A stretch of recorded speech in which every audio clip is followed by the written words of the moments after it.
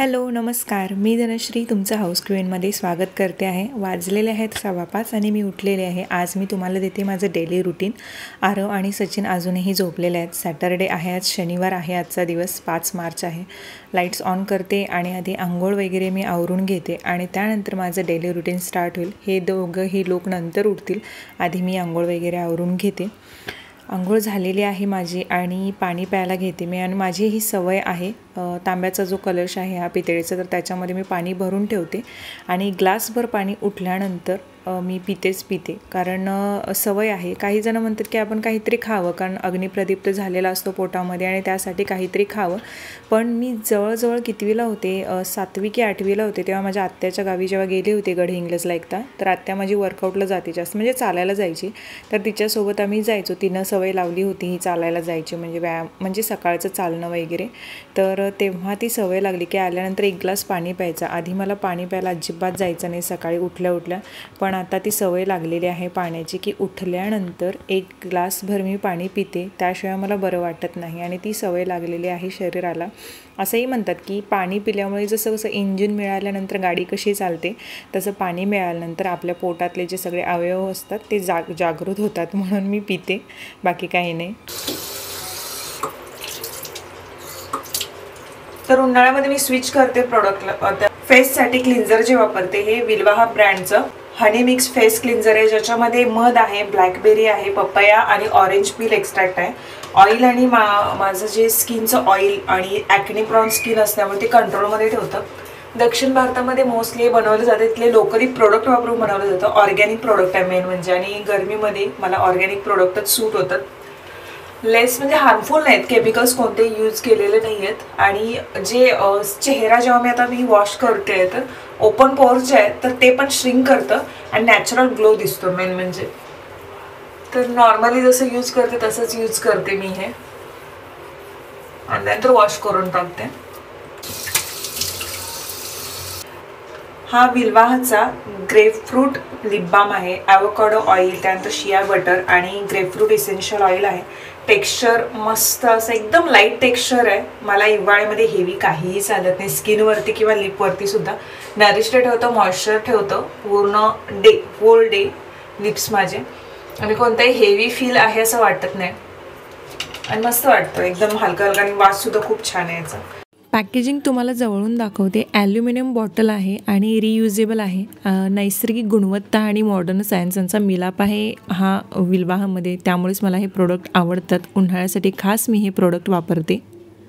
तर ह्या दोन्ही प्रोडक्ट्सचे जे लिंक आहे ते डिस्क्रिप्शनमध्ये देते, आणि त्या लिंकवरून तुम्ही परचेस केलं तर तुम्हाला डिस्काउंट मिळून जाईल.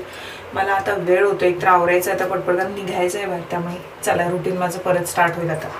आज बाहेर जायचं आहे लवकर, 8:45 वाजता जवळजवळ घरातून बाहेर पडायचं आहे आम्हाला. त्याच्यामुळे मी कामं अशा पद्धतीने निवडली आहेत आजची, की सगळ्यात आधी मी बाहेर जे अंगण आहे, ज्याची मला सवय आहे की मी सकाळी उठल्यानंतर अगोदर अंगण झाडते आणि त्यानंतरच त्याच्यावरती पाणी वगैरे मारून मग माझी कामाची सुरुवात करते. आणि तो रुटीन माझा चुकला की मला खूप विचित्र वाटतं. इथे सचिनही आता उठून बसलेले आहेत आणि त्यांची सवय आहे उठल्यानंतर आधी मोबाईल चेक करणे की काही मेल्स आले आहेत किंवा काही काम आहे का, आणि हे सवय 10-15 मिनटं तरी त्यांची त्यातच जातात. यावरून त्यांच्याने माझे वाद नेहमी होतात की उठल्यानंतर तुम्ही मोबाईल घेऊन बसू नका म्हणून. आता मी काही करू शकत नाही, आता ती सवय आहे त्यांना. मी सगळ्यात आधी अंगण झाडून घेते आणि आतली जी सुकली आहे, जी आपण केर कचरा उचलतो, तर ती मी बाहेर नेऊन ठेवले आणि आधी झाडू मारते बाहेर. मी झाडू मारल्यानंतर कपड्याने पुसते जी बाहेरची फरशी आहे ती, कारण पूर्ण चाळीला मध्ये फरशाच आहेत. आणि आधी मी खराट्याने पाणी मारायचे, पण कधी कसं होतं की दुसऱ्यांच्या दारात वगैरे जातं. चाळीतले लोक कधी भांडायला येत नाही तेवढे सहसा, पण तरीसुद्धा सचिन म्हणतात की दुसऱ्यांच्या दारात पाणी जाऊ देऊ नकोस आणि कपड्यानेच वगैरे तू लादी पूस बाहेरची जे काय असेल ते. म्हणून मग मी तेव्हापासून कपड्याने पुसते. सगळ्यात आधी मी झाडूच मारून घेते. आधी कसं व्हायचं, म्हणजे जेव्हा जे जुनं घर होतं, आता हे रिनोव्हेशन केल्यानंतरचं घर आहे, खूप जणांना माहीत असेल, तर जुनं घर असतानाही माझं रुटीन हे असंच असायचं. आणि हे रुटीन सासूबाईमुळे लागले की उठल्यानंतर अगोदर झाडू मारायचा आणि पाणी वगैरे मारायचं. आणि खूपदा माझ्या रुटीन ब्लॉगमध्ये तुम्ही ऐकलाच असाल. असं म्हणतात, याच्यामागे शास्त्रीय कारण, वैज्ञानिक कारण मला काहीही माहीत नाही, पण मला तरी मनाला खूप शांतता लाभते. जोपर्यंत बाहेर झाडू आणि पाणी मारून होत नाही तोपर्यंत मला बरं वाटत नाही. मी झाडू पूर्ण मारून झाल्यानंतर बकेटभर पाणी घेते आणि पूर्ण ओल्या फडक्याने व्यवस्थित पुसते. जशी घरातली फरशी पुसते तसंच बाहेरचंही पुसते. कधी कधी हे म्हणतात की तू वाकून वगैरे पुसत जाऊ नकोस, पायाने पुसत जा. तर पायाने पुसू नये असं म्हणतात फरशी, म्हणजे मम्मी वगैरे म्हणायची. ते का ते माहीत नाही, पण त्याच्यामागे काहीतरी कारण असेलच असं मला वाटतं. कारण परंपरागत जेव्हा काही सांगतात काही गोष्टी, तर त्यामागे काहीतरी कारणं असतातच.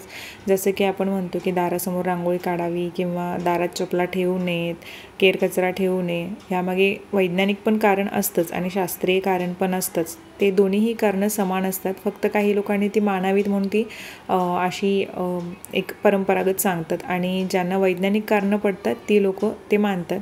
हे अशा प्रकारे मी पहिलं पाणी टाकून पुसते आणि नंतर परत कपडा तो सुका करते आणि परत मी पुसून घेते.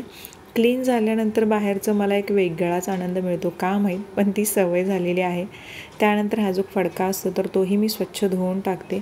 आणि मी कुठेही बाहेर जायचं असू देत किंवा कितीही गडबड असू देत, कितीही कामं असू देत, पण हे बाहेर पाणी मारणं वगैरे मी चुकवत नाही. कारण मला दिवस माझा व्यवस्थित जात नाही मी जर तसं केलं नाही तर. कपडे धुवायची सवय आता गेलेली आहे. जवळजवळ जसं वॉशिंग मशीन आले तसंपासून कपडे धुवायची सवय गेली. कारण मला मनगटामध्ये माझ्या खूप त्रास होता आधी. मला कपडे नीट व्यवस्थित पिळता येत नव्हते. त्यासाठी वॉशिंग मशीन घेतली, पण कपडे धुवायची सवय निघाली अशी वाटते. पण तरीसुद्धा हा बोता धुताना कपडे धुवायची सवय आहे असं मला वाटतं. बाहेरची जी फरशी पुसते तो. त्यानंतर बाहेर झाडं आहेत. ही झाडं आधी काय होतं की वरती पहिला गॅलरी होती, तर गॅलरीमध्ये ह्या कुंड्या ठेवल्या होत्या. त्यानंतर गॅलरी आम्ही ती आत घेतली. त्याच्यानंतर कुंड्या ह्या बाहेर कट्ट्यावरती आणून ठेवल्यात आणि या झाडांना पाणी घातल्यावर पण भारी वाटतं. झाडांनासुद्धा कळतं असं म्हणतात की संगीत ऐकू जातं झाडांना, आपण बोललेलंसुद्धा ऐकू जातं. आणि मलाही छान वाटते जेव्हा झाडांना पाणी घालते आणि जसे ही वाढताना दिसतात ना तेव्हा खूप मस्त वाटतं, आनंद वाटतो. बाहेरचं माझं काम उरकलेलं आहे आता. आणि त्यानंतर आता काय करते की वाजलेले आहेत जवळजवळ 6:30 ते मला 7 वाजेपर्यंत आता चपाती आणि भाजी करून घ्यायची आहे. आज पुलाव करायचा आहे त्यामुळे आधीच कुकर वगैरे हे करून ठेवलेलं आहे मी. सगळ्यात आधी पाणी प्यायचं जे भांडं आहे, म्हणजे हंडा जो आहे पाणी प्यायचा, तर तो भरून घेते.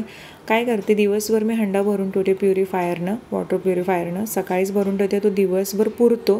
पण थोडंसं जे उरतं ते मग अगदी थोडंसं, म्हणजे 1-2 तांबे पाणी असेल तर ते ओतते, कारण मग नंतर दिवसभर लागणार असतं पाणी.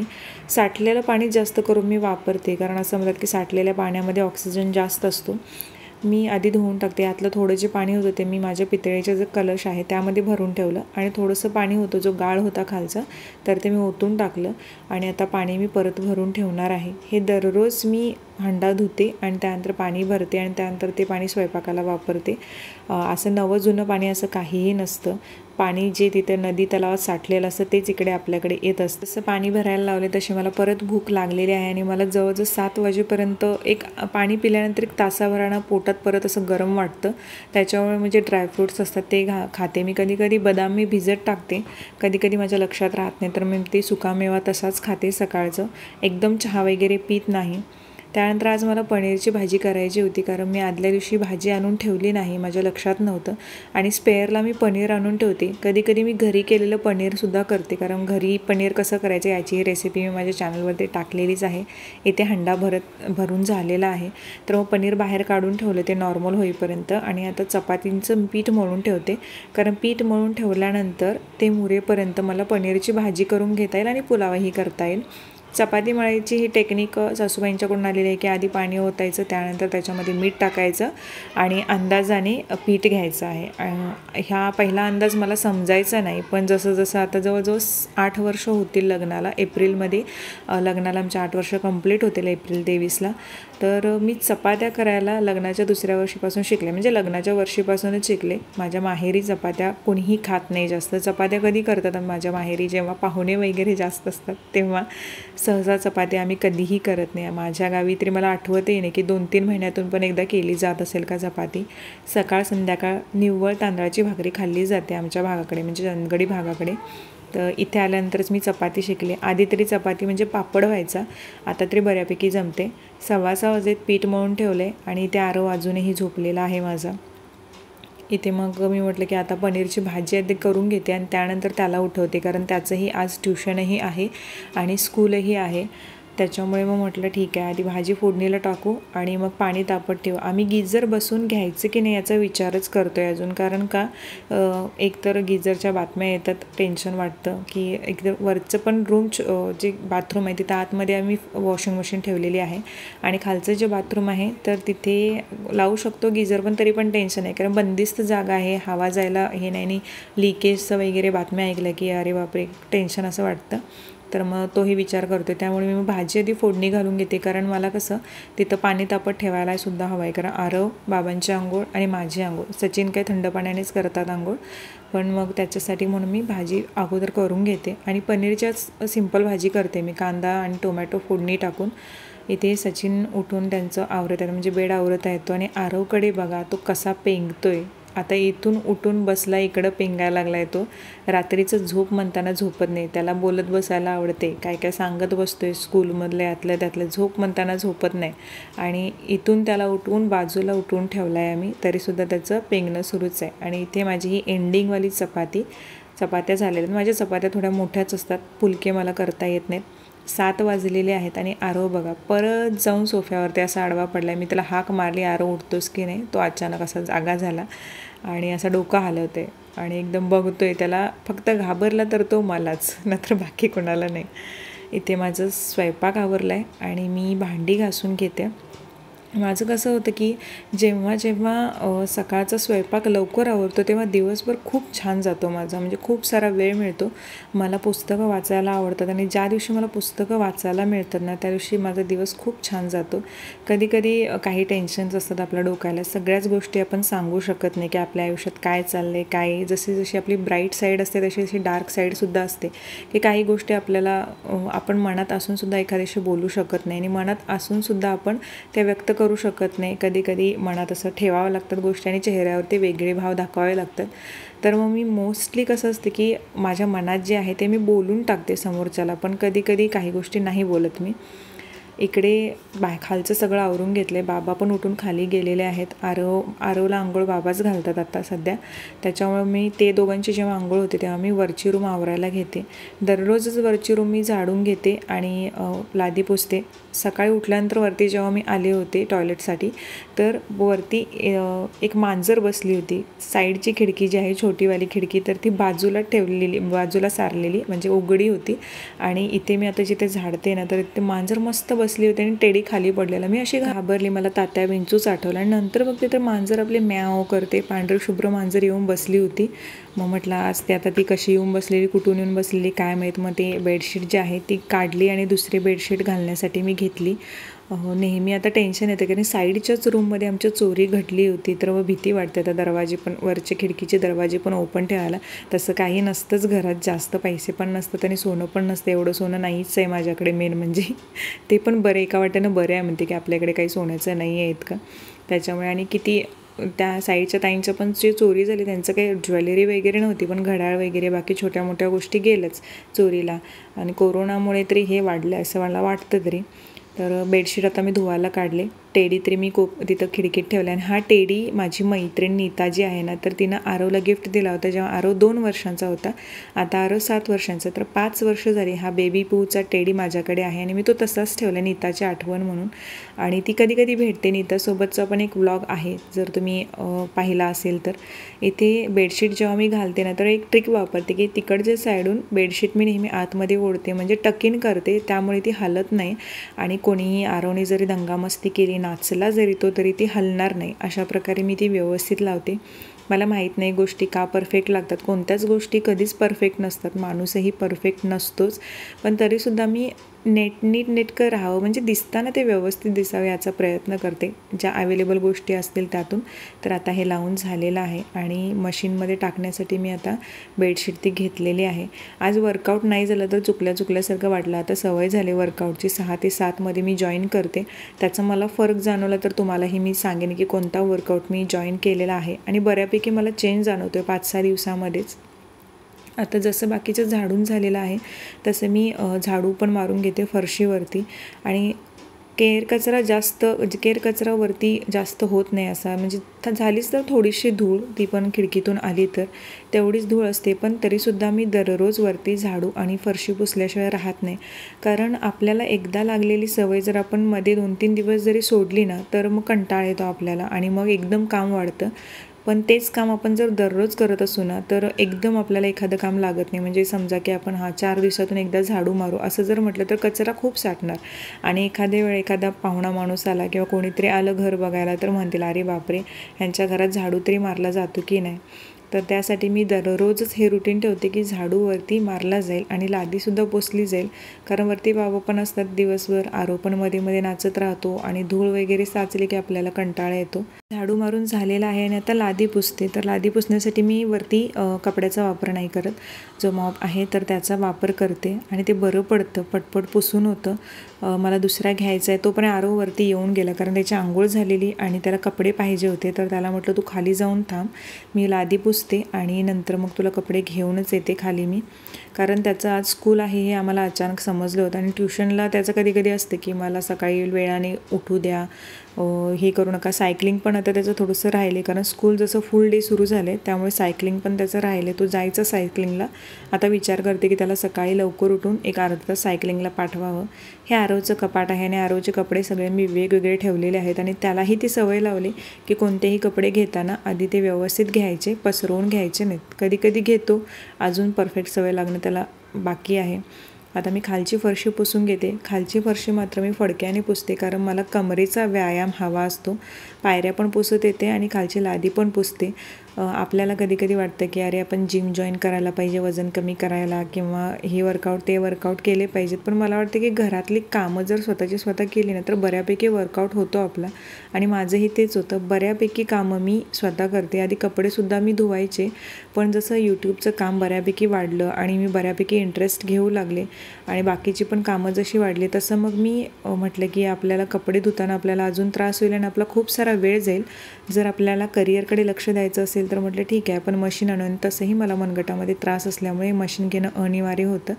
तर ते एकच काम मशीनला आहे. बाकी सगळी कामं मी जी फरशी पुसण्यापासून झाडू मारणे, भांडी घासणे ह्या सगळ्या गोष्टी मी स्वतः करतेच. आणि मेन म्हणजे त्याचा फायदाही होतो, शरीराचा व्यायामही होतो आणि मेंटेनही राहते. तर खूप जणी मला जसं विचारते की धनश्री तू मेंटेन कशी राहतेस, तर मी ही अशी राहते मेंटेन. आणि माहेरी गेल्यावरही मी जरी मम्मी मला कामं लावत नसली माहेरी गेल्यानंतर तरीसुद्धा मी ही स्वच्छतेची जी कामं आहे ती करते आणि अवेलेबल गोष्टींमध्ये नीटनेटकं ठेवायचा प्रयत्न करते. कधी कधी असं वाटतं की आपलं घर आयडियल आहे की नाही.